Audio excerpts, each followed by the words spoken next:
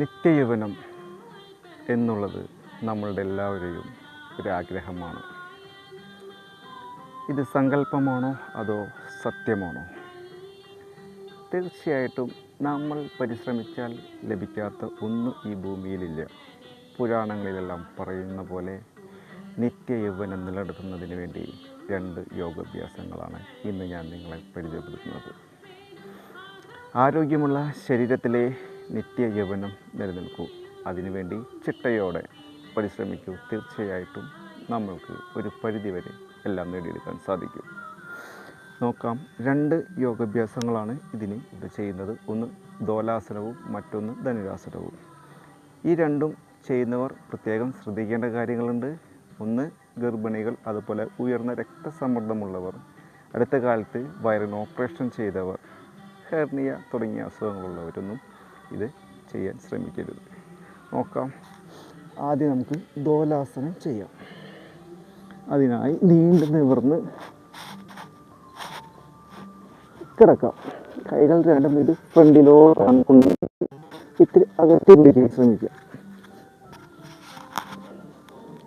താടിയിൽ നേരത്തെ നീർത്തി വെച്ച് ശ്വാസം നന്നായി ഉള്ളിലേക്കെടുത്ത് കാലുകളും കൈകളും നേരെ മുകളിലോട്ട് ഉയർത്താം. സാവകാശം ശ്വാസം വിടാം. സാവകാശം ശ്വാസം ഉള്ളിലേക്ക് എടുക്കാം. അങ്ങനെ ഒരു 3 പ്രാവശ്യം എടുക്കാം. സാവകാശം ശ്വാസം വിട്ട് പഴയ അവസ്ഥയിലേക്ക് വരാം. പൂർണ്ണമായും വിശ്രമിക്കുക. ഇനി ഇതിനോടുകൂടി തന്നെ നമുക്ക് ധനുരാസനവും ചെയ്യാം.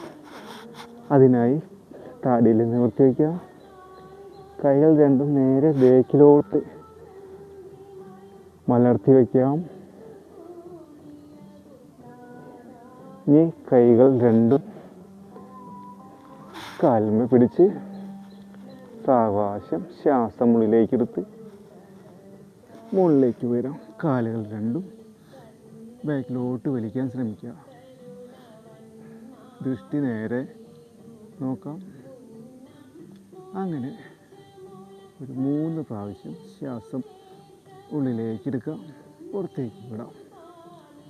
1:2 ക്രമത്തിൽ സാവകാശം ശ്വാസം വിട്ട്